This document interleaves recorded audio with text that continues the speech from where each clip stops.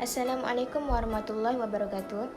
Hadis saya ini ialah hadis Hasan diriwayatkan oleh Al-Imam Ibnu Majah dan Al-Bahiki dan lain-lain daripada Ibnu Abbas radhiyallahu anhu bahawa Rasulullah sallallahu alaihi wasallam telah bersabda, sesungguhnya Allah telah mengampunkan demi keranaku dari umatku perbuatan yang dilakukan secara tersilap, terlupa dan secara paksaan. Pengajaran hadis yang pertama daripada hadis ini ialah menjelaskan betapa besar dan luasnya rahmat dan belas kasihan Allah Subhanahu Wa Taala terhadap hamba-Nya. Dia hanya mempertanggungjawabkan mereka dosa yang dilakukan secara sedar, sengaja, dengan kemahu sendiri tanpa paksaan. Dan pengajaran yang kedua, menerangkan suatu dasar perundangan dan kehakiman di sisi Islam yang mengutamakan keadilan di mana perbuatan yang secara tidak sengaja, tanpa disedari atau kerana dipaksa, dia tidak akan diberikan dosa. Hadis kedua adalah daripada Abu Ruqayyah Tamim Ibnu Aus Al-Darai radhiyallahu anhu bahawa Nabi sallallahu alaihi wasallam telah bersabda, agama itu adalah nasihat. Kami berkata, untuk siapa? Baginda bersabda, untuk Allah, untuk kitabnya, untuk rasulnya, untuk para muslim, kaum muslimin dan untuk umat Islam seluruhnya. Hadis riwayat Al-Imam Muslim.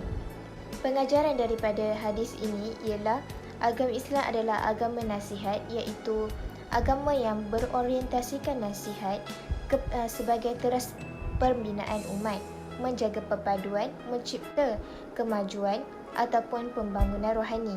Membiarkan kerosakan terus berlaku atau perkara yang kurang baik dilaksanakan adalah bertentangan dengan konsep Islam, konsep nasihat Islam. Nasihat yang diberikan meliputi golongan manusia sama ada pemerintah atau rakyat. Nasihat untuk Allah, kitabnya dan rasulnya bererti beriman dengan semua perkara tersebut dan beramal berpandukan tuntutannya yang sebenar. Hadis ketiga pula daripada Abu Hurairah radhiyallahu anhu, beliau berkata, Rasulullah sallallahu alaihi wasallam telah bersabda, sebahagian daripada keelokan seorang mukmin ialah meninggalkan apa yang tidak berfaedah baginya. Hadis ini hadis Hasan diriwayatkan oleh Al-Tirmizi dan lain-lain sedemikian. Daripada pengajaran hadis ini adalah seorang mukmin akan dianggap elok bila dia melakukan perkara yang berfaedah dan meninggalkan perkara yang tidak berfaedah.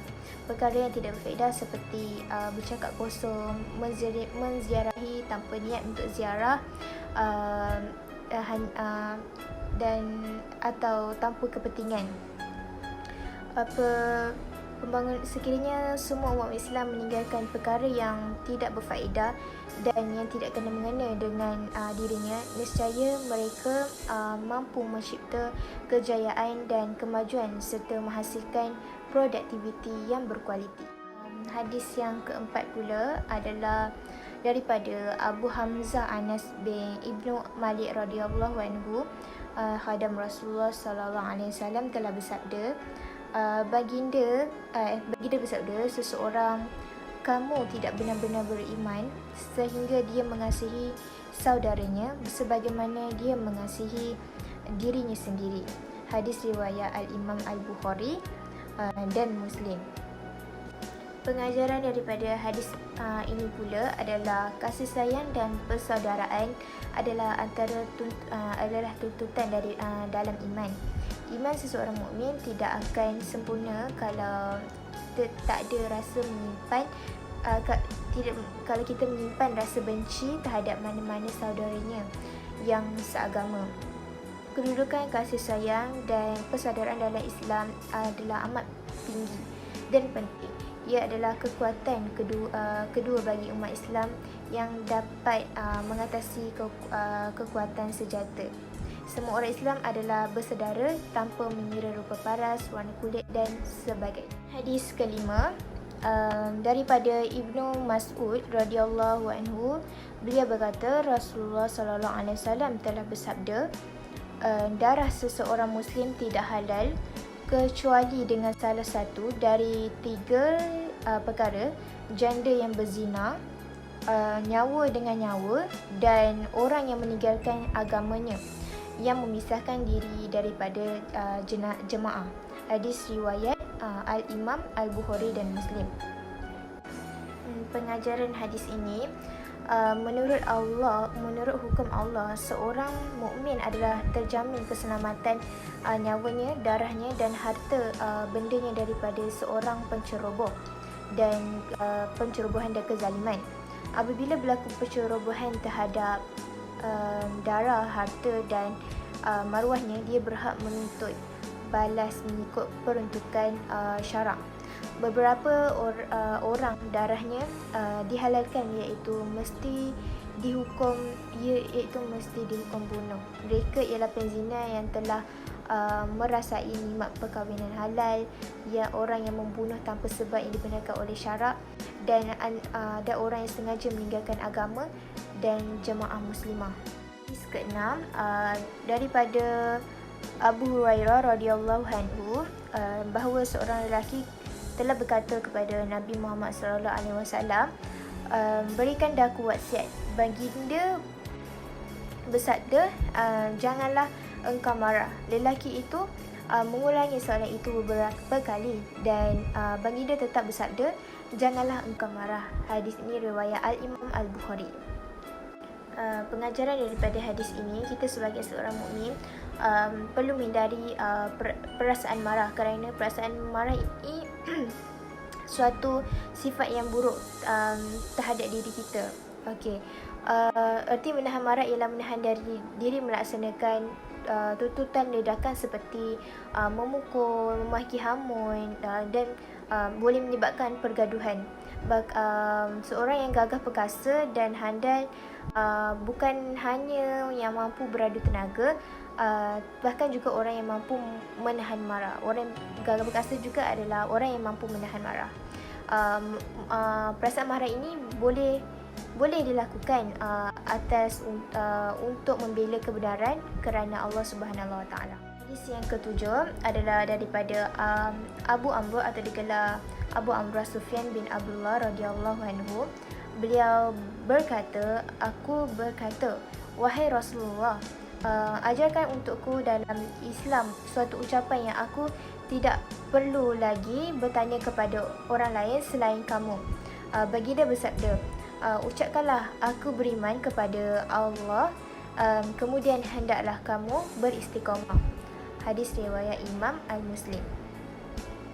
Pengajaran daripada hadis ini, yang pertama adalah hadis menuntut agar seseorang mukmin sentiasa mengambil berat soal iman, tauhid dan akidahnya, selalu memperbarui imannya kepada Allah.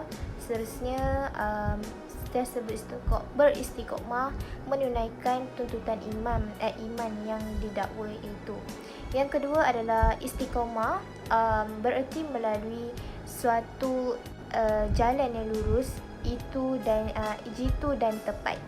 Yang ketiga adalah, pengajaran yang ketiga adalah istiqamah dalam menunaikan tuntutan iman adalah suatu jihad.